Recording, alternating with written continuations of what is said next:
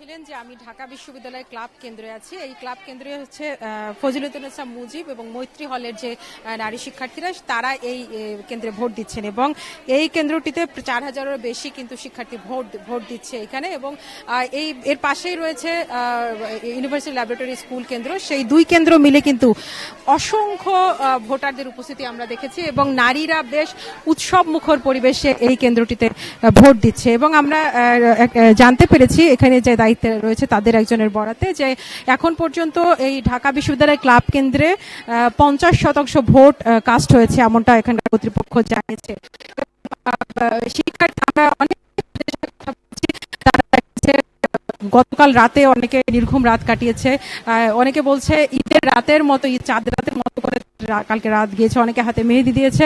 তারা আসলে ভোটটাকে উৎসব মুখর পরিবেশে আসলে ভোটদান করছে। এবং একই সাথে আমরা শিক্ষার্থীরা এখন পর্যন্ত প্রার্থীদের সাথে আমরা কথা বলেছি, তারা জানিয়েছে যে প্রত্যেকটি কেন্দ্রে আমরাও দেখেছি বেশ শৃঙ্খলার সাথে ভোট গ্রহণ চলছে। তবে কিছু কিছু প্রার্থী অন্য কিছু প্যানেলের বিরুদ্ধে আচরণবিধি লঙ্ঘনের অভিযোগও এনেছে। আমরা কেউ বলেছেন যে যেসব ভোটার লাইনে দাঁড়িয়েছে সেই লাইনে দাঁড়িয়ে কাউকে লিফলেট বিলি করার অভিযোগ এনেছে কোন কোন প্রার্থীর বিপক্ষে। আমরা দেখছি এখানে আমরা সরাসরি বুথের ভেতরে, এখানে বিভিন্ন ব্যালট বাক্স রাখা আছে, শিক্ষার্থীরা বিভিন্ন বুথের সামনে কিন্তু শৃঙ্খলার সাথে অপেক্ষা করে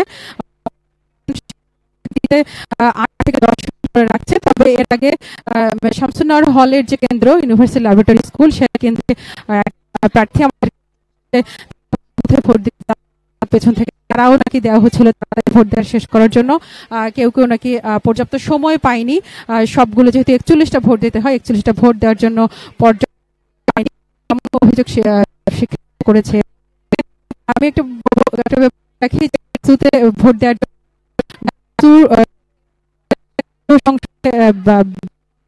ব্যালট এবং হল একটি ব্যালট রয়েছে,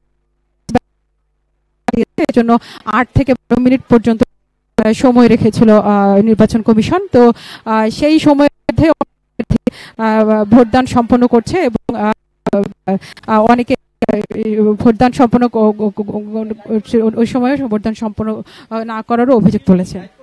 মৃত্তিকা, ধন্যবাদ আপনাকে।